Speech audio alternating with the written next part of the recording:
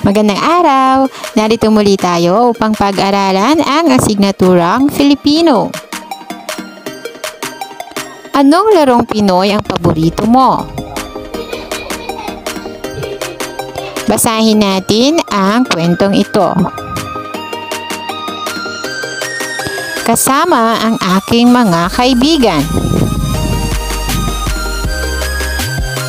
Nakadungaw ako sa bintana ng aming bahay.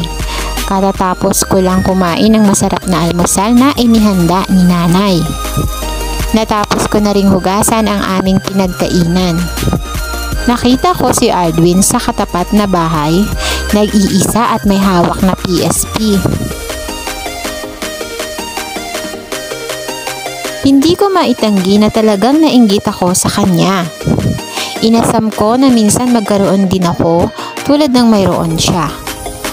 Maya-maya pa ay kinalabit ako ni nanay at tinanong, "Hindi ka ba maglalaro? Kanina ka pa hinihintay lumabas ng mga kalaro mo."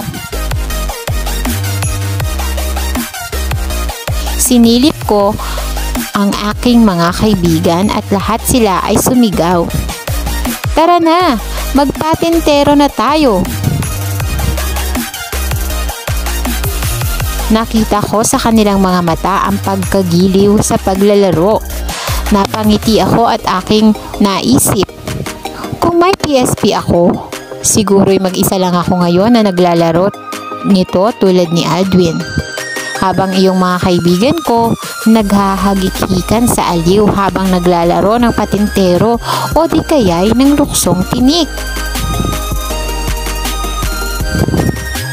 Dumungaw akong muli at sinabi sa aking mga kaibigan, "Sandali lang, bababa na ako at maglalaro tayo." Nawala ang aking inggit at ako ay lubos pang natuwa. Nasabi ko na lang sa aking sarili, hindi ko na pala kailangan ng PSP. Mas nakaaaliw makipaglaro sa mga kaibigan ko. Ano ang katatapos lamang gawin ng nagsasalita sa kwento noong siya ay nakadungaw sa bintana? Ano ang bagay na kinaiinggitan niya sa batang nakita niya sa tapat ng kanilang bahay? Ano-anong mga laro Pinoy ang nabanggit sa kwento? Ano ang dahilan kung bakit mas pinili ng bata sa kwento ang makipaglaro sa kaniyang mga kaibigan? Tandaan, napakaraming magandang dulot ang pakikipaglaro. Sa pamamagitan ng paglalaro ay makabubuo ka ng pagkakaibigan. Ang paglalaro ay makatutulong din sa iyong kalusugan. Kailangan mo lamang tandaan na kailangan din dito ng pag-iingat. Pumili ng laro na hindi mo ikapapahamak. Pagyamanin natin. Pagpapakilala ng ibang tao. Paano nga ba ipakilala ang ibang tao sa iyong kausap? Paano ka rin na ipakilala ng ibang tao sa kaniyang kausap?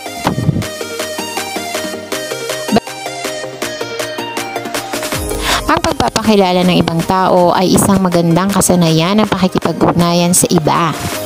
Sa pamamagitan nito, masasabi mo ang personal na kaalaman mo sa taong iyong ipinakikilala at ang kanyang katangiang dapat malaman ng iyong kausap.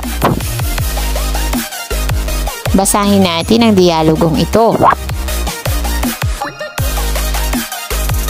Magandang umaga po, Binibining Punsalan. Magandang umaga rin sa iyo, Rain. Nais ko po sanang ipakilala sa inyo ang nakababata kong kapatid na si Aubrey. Binibining Punsalan, si Aubrey ang nakababata ko pong kapatid. Aubrey, si Binibining Punsalan ang aking guro. Masaya po akong makilala kayo, Binibining Punsalan. Masaya rin akong makilala ka, Aubrey. Maligayang pagdating sa ating paaralan. Tandaan, sa pagpapakilala, nararapat na gumamit ng mga magagalang na salita upang maging magiliw sa iyo ang iyong kausap.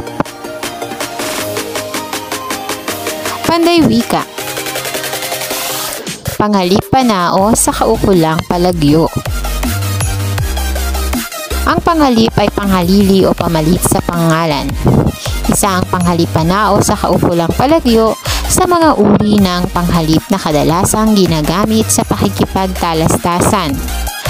Ang isang panghalip ay nasa kaukulang palagyo kung ito ay ginagamit bilang paksa o simuno ng pangungusap. Halimbawa, ang panghalip palagyo na kami.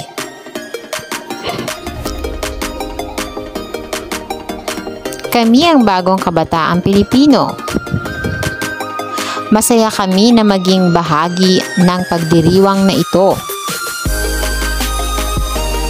Huwag kayong malulungkot, hindi magtatagal at babalik kami. Kayo. Kayo ang magbibigay buhay sa ating samahan.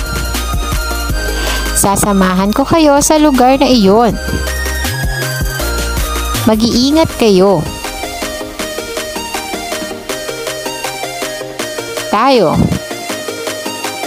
Tayo ang bubuo ng isang samahang magpapalakas sa karapatang pantao ng bawat kabataan. Sumapi tayo sa mga gawaing pampaaralan. Magkaisa tayo.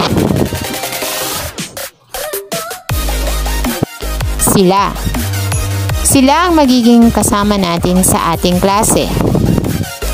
Marami silang maitutulong sa ating mga gampanin.